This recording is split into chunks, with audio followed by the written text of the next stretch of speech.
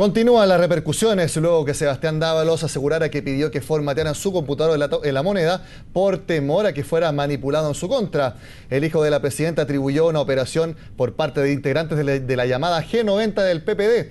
Queremos conversar sobre este y otros temas y para eso recibimos al presidente de la Cámara de Diputados, Marco Antonio Núñez, que precisamente es parte del Partido por la Democracia. Diputado, gracias por estar con nosotros.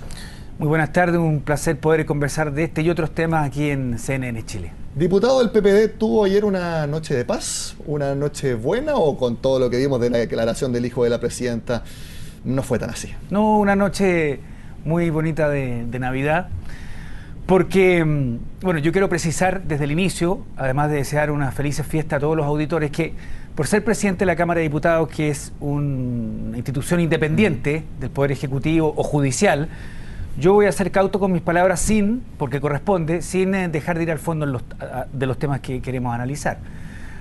Bueno, no es grato para la presidenta, para el gobierno, para la nueva mayoría, este tipo de declaración en el marco de un proceso judicial en que se hace referencia, sin poder responder a aquellos que somos actores, porque no formamos parte de ese proceso judicial.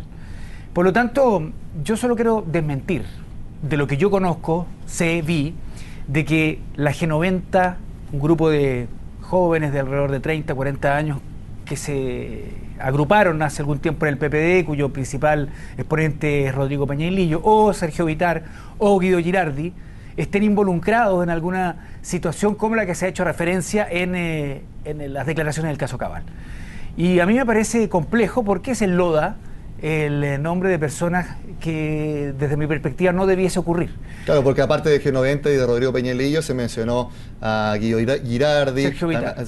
Exactamente, y a Sergio Vitar. Todos dirigentes históricos, ambos han sido presidentes en algún momento del Partido por la Democracia. Por lo tanto, a mí me parece, concentrados en la gratuidad de la educación, una semana dedicada a esos temas, con 3 semanas, 4, porque decidimos agregar una más, la última de enero, al trabajo legislativo, de la reforma tributaria, las adecuaciones, la reforma laboral y las decisiones respecto de las huelgas, el nuevo estatuto docente, la ley anticolusión, la ley de partidos políticos, 7 leyes prioritarias, que nosotros tengamos que comentar declaraciones en un juicio, que el Poder Judicial, que el juez determine sanciones, hay que acatarlas, los responsables tendrán que responder, y de eso se trata. ¿Usted cree que cuando Sebastián Dávalos en su declaración señala que todo el caso Cabal se hizo para tapar el caso SQM porque iba a afectar a personeros de la nueva mayoría, ¿usted cree que él está mintiendo? ¿Cuál es la sensación que le da cuando vimos esas declaraciones esta semana?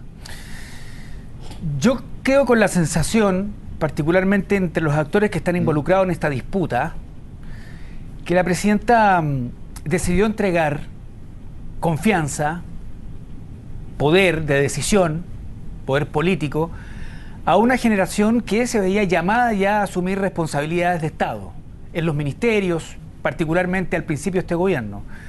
Y por lo menos hasta ahora ese esfuerzo no resultó, porque lo que estamos hoy es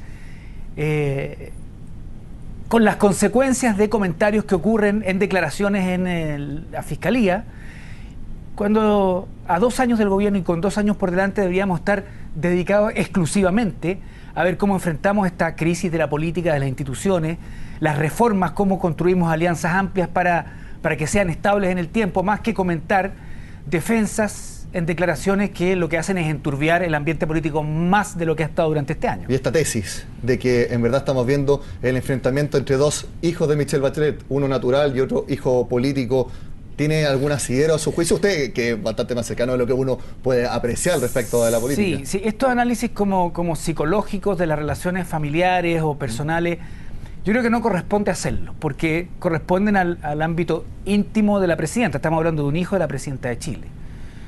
Yo coincido con las declaraciones del ministro del Interior, Jorge Burgos. Él ha dicho que las instituciones funcionen y que se conozcan las declaraciones en todos los casos que se están ventilando en tribunales. Fortalece al Estado. Y la principal representante del Estado de Chile es la presidenta. Y por lo tanto, todo lo que sea transparencia, acceso a la información, fallos que se acatan, va a fortalecer al Estado y por lo tanto la imagen de la presidenta y del gobierno. Y eso es lo importante, porque aquí más que declaraciones particulares o tomar partido, por alguna posición u otra de esta disputa al interior de la nueva mayoría, tiene sentido a fin de año evaluar lo que ha sido el accionar de la nueva mayoría de cada uno de sus partidos, de la oposición, del Congreso, de las reformas que se están discutiendo, particularmente no solo en la sala de la Cámara de Diputados, en todo el país, y cómo esto va a comenzar a implementarse. Pensemos que en marzo comienza la gratuidad en casi 200.000 jóvenes. ¿Cómo va a ser ese proceso progresivo? Yo creo que esos son los temas de fondo, por lo tanto, a mí no me gustaría desviarme. Vamos a tener pronto resolución de tribunal y sabremos quién es quién y quién decía la verdad y quién exageraba o agregaba en sus declaraciones elementos de juicio o hechos que nunca ocurrieron. Hablemos de ese tema entonces, diputado, porque la ley corta de gratuidad, usted le conoce los tiempos mejor que yo, se aprobó en 3 días después de tanto cambio que hubo, y me parece que es la ley que se aprueba más rápido desde el difícil problema que tuvo la DC cuando no pudo inscribir a sus candidatos y se tuvo que hacer todo a la rápida. ¿Qué le dice eso a los chilenos de que una ley tan importante como es la gratuidad para 2016 se apruebe en 2-3 días después de 5-6 cambios distintos? A ver, ¿quién tiene la responsabilidad? Porque como usted lo describe, que pareciera ser cierto las consecuencias, no es que nosotros hayamos elegido, nosotros los diputados de Chile, el tener 1 día y medio para despachar la ley de gratuidad 2016 y los senadores 1 día y medio. Aquí hay 2 razones. La primera es que, dado que la gratuidad debía empezar y va a empezar en marzo del 2016, no alcanzábamos a tener el tiempo suficiente de 1 año, de 8 meses, para discutir una ley permanente de gratuidad. Y se decidió ingresar en la ley de presupuesto, que duró 1 año, 2016, los recursos para que esa gratuidad comience. Y la derecha, que es minoría, en los votos, tanto en la Cámara como en el Senado, decidió recurrir a un estamento que forma parte del proceso legislativo, que se llama Tribunal Constitucional, que, para explicarlo en corto, su nueva correlación de 10 miembros hace que haya 6 de orientación de derecha o de centro derecha, o votan en general alineados con lo que la derecha propone, y 4, una minoría extraña, porque debería expresarse la mayoría de las últimas elecciones en este Tribunal Constitucional, o ser independiente del resultado electoral, que es lo que corresponde, que tomen sus decisiones desde el punto de vista técnico-jurídico, decide acoger ese requerimiento y falla de que la gratuidad en parte es inconstitucional. Y hubo que enfrentar ese proceso. Ahora, ¿qué pasa? El Tribunal Constitucional se tomó 3 semanas, son 10 personas, para emitir un fallo y darlo a conocer recién el día lunes a las 7 de la tarde. Nosotros ya habíamos tenido una sesión, nosotros 120 diputados, que estuvimos 2 meses y medio tramitando la ley de presupuesto, tenemos 1 día y medio, y el Senado también. Algo pasa con el Tribunal Constitucional en Chile. Diputado, entonces, hay un problema con los tiempos en la política, porque usted dice que se demoró 3 semanas el Tribunal Constitucional, y hemos visto cómo, por ejemplo, en la Cámara de Diputados, cómo pasó la reforma tributaria de rápido, lo que pasó ahora con la ley corta de gratuidad en 3 días. Entiendo las razones por lo mismo. Hay un problema entonces de tiempo en que las situaciones que se deberían tomar rápido se están tomando demasiado largo, y las grandes reformas que se irán discutir simplemente para cumplir con un cronograma establecido por un gobierno de turno se están discutiendo rápidamente solamente para no fallar en una fecha, casi que independiente de cómo salga el proyecto. No, hay que tenerlo a la fecha que habíamos establecido. Sí, hay un problema de tiempo en la política, evidentemente que sí, y esto viene dado por un gobierno que dura 4 años y que es sin reelección y que tiene a los 2 años, ahora, en octubre, la primera elección municipal, y ahí no paramos porque hay elecciones de primaria, primera vuelta, segunda vuelta, parlamentaria. Cuando los gobiernos duraban 6 años, el de Frey y el de Lagos, recordábamos que eran más hacedores, recordamos las cosas que hicieron porque había un proceso más largo. Pero además hay un tema evidente que tiene que ver con que a finales de enero nosotros terminamos de sesionar para retomar en marzo, y hay en este momento 6 leyes declaradas prioritarias que forman parte de las reformas profundas que están siendo implementadas, que están en el programa de gobierno, que tienen que ser aprobadas. Algunas llevan varios meses, otras menos, pero nos hemos coordinado con Patricio Walker, presidente del Senado, para cumplir con una tramitación que combine el necesario tiempo de discusión y participación ciudadana con la necesidad de llegar en algún momento y tomar decisiones. Por ejemplo, la reforma laboral. Por ejemplo, la adecuación de la reforma tributaria. la nueva carrera docente, la ley anticolusión, la ley de partidos políticos, todas ellas, cada una muy importante, todas relacionadas a la agenda de probidad y transparencia que hemos definido que es fundamental aprobar en este periodo. Vamos a ser probablemente evaluados en este año de gestión, tanto en el Senado como en la Cámara de Diputados en el Congreso, por la capacidad que tuvimos para generar mayorías para aprobar esta ley de probidad y transparencia. Diputado, yo entiendo bien la premura por la ley de gratuidad para 2016, es algo evidente. De hecho, nosotros lo dijimos en la introducción de CNN Prime. Ahora hay estudiantes que van a recibir sus resultados de la PSU el domingo y quizás quieran ingresar a la Adolfo Ibáñez, a la Finisterra o a la Universidad de los Andes, pero están diciendo, es que yo no sé si van a adherir a la gratuidad o no. Todavía no tengo un elemento tan importante para tomar una decisión. O sea, en eso estamos ahora. Pero bien, en otras reformas, que está bien, tienen plazos para ser aprobadas, un plazo que propuso el gobierno, pero que no es necesario que sean aprobados necesariamente en ese término. Por ejemplo, la reforma laboral o la reforma tributaria. Quisiera preguntarle, ¿es tan perentorio respetar los plazos autoimpuestos por el Ejecutivo en vez de decir, ¿saben qué? Tomémonos el tiempo y hasta que estemos seguros de que es una buena reforma, sigamos discutiéndolo, porque los efectos no se van a ver el día de mañana, sino que se van a ver en 3, 4, 5, 6 años más? Para contestar esa pregunta, hay 3 elementos fundamentales que uno tiene que tomar en cuenta si es necesario dar más tiempo para la discusión de una ley o llegó el momento ya de tomar una decisión y aprobar o rechazar. El primero de ellos tiene que ver que cuando uno está convencido de que esa política pública que se va a implementar, esa inversión pública vinculada a esa ley, está técnicamente bien hecha. La progresividad en su implementación, los recursos para llevarla adelante con eficiencia, y la exconcertación y la nueva mayoría se ha caracterizado, probablemente hasta el Transantiago, que son excepciones, de diseñar correctamente técnicamente políticas públicas. El auge, por ejemplo, la política de vivienda, desde el 90 en adelante.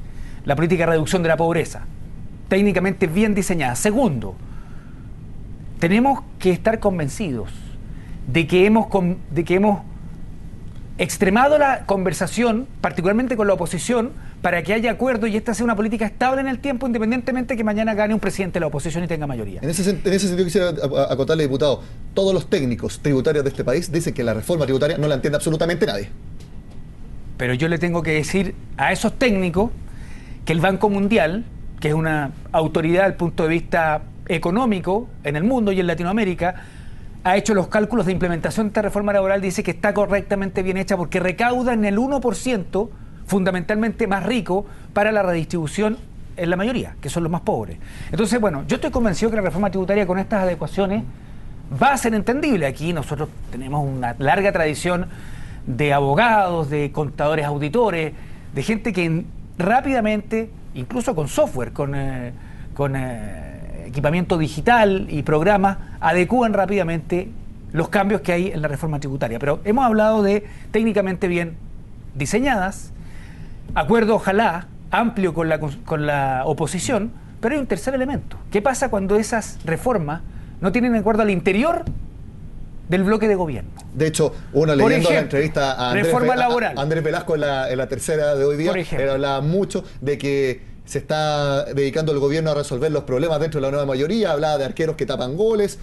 Eso es algo que estamos viendo día a día. La DC, por ejemplo, es uno de los partidos que se ha visto como bisagra y que a veces está teniendo problemas con el Partido Socialista, a veces también con el PPD, también conversando por el tema de las coaliciones para las municipales. Yo no sé si Velasco será el más autorizado para hacer crítica. Él fue ministro de Hacienda en el gobierno anterior de Michelle Bachelet, podría recordar cuánto le pedimos la descuento del 7% de FONASA, dijo que no era posible, ahora se implementó, era perfectamente posible, pero bueno. Lo tercero tiene que ver con la resolución de conflictos al interior de la nueva mayoría. ¿En qué momento está la nueva mayoría? Por ejemplo, reforma laboral o interrupción del embarazo para salvar la vida de la madre, el aborto terapéutico o el uso de cannabis medicinal. Llega un momento en que yo creo que hay que discutir, intentar resolver los desacuerdos, pero cuando ya el tiempo ha pasado y se ha hecho el máximo esfuerzo, llega el momento de votar. Y cada uno será responsable de su decisión en el Congreso, representando a los chilenos que a uno lo eligieron y en la práctica a todos los chilenos, si vamos a aprobar o no una reforma laboral donde no sea posible el que las empresas utilicen a trabajadores de la propia empresa o externos para romper esa huelga.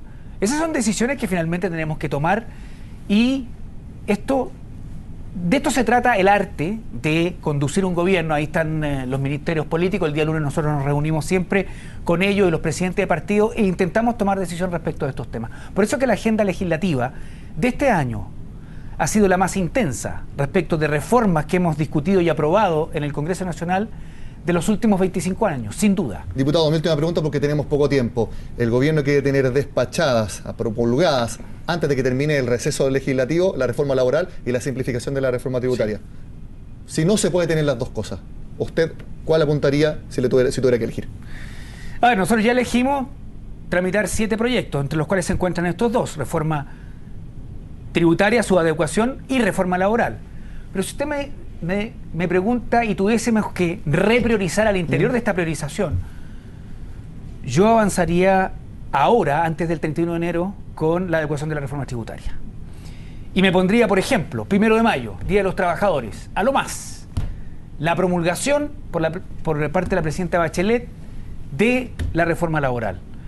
Prepararía un 21 de mayo en perspectiva de lo que va a ser este año 2016, que esperamos que haya reactivación, que haya mayor optimismo respecto al empleo, que podamos resolver todos estos temas de corrupción, para que esta reforma laboral, que va a tener implicancias mayores respecto de la equidad, sea aprobada, por ejemplo, el 1 de mayo. ¿Sería un hito político que quizás en la moneda están viendo ya como algo positivo? Por lo menos como señal política, un 1 de mayo tener aprobada la reforma laboral. Aunque en este minuto el plazo es 31 de enero, tenemos un largo enero por delante, muy caluroso también, del 2016 desde el punto de vista legislativo. Marco Antonio Núñez, diputado del PPD y presidente de la Cámara Baja, muchas gracias por su tiempo en CNN Prime. Muchas gracias, que esté muy bien.